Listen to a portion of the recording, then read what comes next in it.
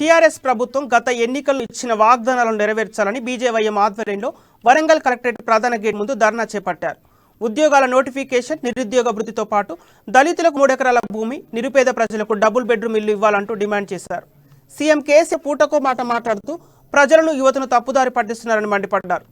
ఇక వరంగల్ జిల్లా కలెక్టరేట్ ముందు బీజేవైఎం ధర్నాకు సంబంధించి మరింత సమాచారం మా ప్రతినిధి హరికృష్ణ అందిస్తారు. ఉద్యోగ ఏవి ద్వారా, నిరుద్యోగ వృత్తి ఏది ద్వారా అంటూ కూడా ప్రశ్నిస్తూ ఇటు బీజేవైఎం ఆధ్వర్యంలో ఇటు వరంగల్ జిల్లా కలెక్టరేట్ ముందర మాత్రం నిరసన కార్యక్రమం అయితే చేపట్టారు. ప్రస్తుతం మనం చూడొచ్చు, వీళ్ళు కూడా ఇప్పటికే ఇటు బీజేవైఎం ఆధ్వర్యంలో మాత్రం ఈ యొక్క నిరసన కార్యక్రమాలు చేపట్టారు. ముఖ్యంగా ఏదైతే ఇటు వాగ్దానాలు ఏదైతే ముఖ్యమంత్రి చేసిండో ఆ వాగ్దానాలకు సంబంధించి కూడా ప్లంకార్డ్ పట్టుకొని కూడా చేతిలో ప్లంకార్డ్ పట్టుకొని కూడా నిరసన కార్యక్రమం అయితే చేస్తున్నారు. ముందుగా మనం చూడవచ్చు, ఇప్పటికే ఇటు ఉద్యోగాలు ఏవి ద్వారా, నిరుద్యోగ వృత్తి ఏది ద్వారా అంటూ కూడా ప్లంకార్డ్ పట్టుకున్నారు. ఇటు రాష్ట్రంలో ఉన్న నిరుద్యోగ యువతకు నిరుద్యోగ వృత్తి చెల్లించాలంటూ కూడా డిమాండ్ చేస్తున్నారు.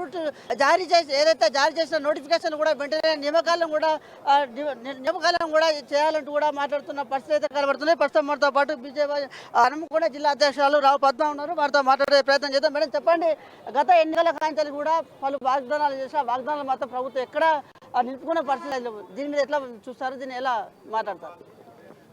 ఇలా కేసీఆర్ గారు ఎంతసేపటికి అబద్ధాలు ఆడడము, ఆయన కుటుంబము అవినీతి ఏ విధంగా చేయడము, ఇలా తెలంగాణను బంగారు తెలంగాణ అని చెప్పి ఆయన కుటుంబం ఎట్లా బంగారు తెలంగాణ చేసుకోవాలి, ఇవన్నీ ఆయనకు వెన్నెతో పెట్టిన విద్య. మనం చూసినాం, తెలంగాణ ఉద్యమం చేసినప్పుడు ఏ విధంగా, తెలంగాణ వచ్చిన తర్వాత 2014లో ఏమి హామీలు ఇచ్చినావు, ఏమి హామీలు నెరవేర్చకుండా ఏం చేయాలి, ఏం కదా అని వాళ్ళ లాయర్లను కూర్చొని పెట్టుకొని ఇప్పటికే వాళ్ళ పేపర్లు వాళ్ళు తయారు చేసుకున్నారు.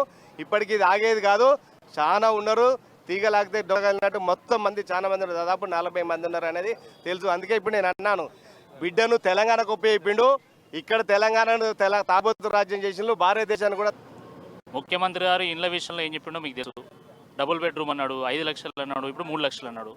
ఇంటికో ఉద్యమం అన్నాడు, 1,00,000 ఉద్యోగాలు అన్నాడు, 50,000 ఉద్యోగాలు అన్నాడు, ఇప్పుడు మళ్ళీ నోటిఫికేషన్ ఇస్తా అంటున్నాడు. అట్లనే కొండగట్టేది కూడా చెప్తాడు. కాబట్టి ప్రజలు ఈరోజు కేసీఆర్ మాటను ఎవరు కూడా నమ్మడం లేదు. ఆ మధ్యలో కేఏ పాలు మునుగోడుకు వచ్చాడు, నమ్మేటువంటి ప్రసక్తి లేదు. తప్పకుండా ముఖ్యమంత్రి గారు ఇచ్చినటువంటి హామీలు నెరవేర్చాలి.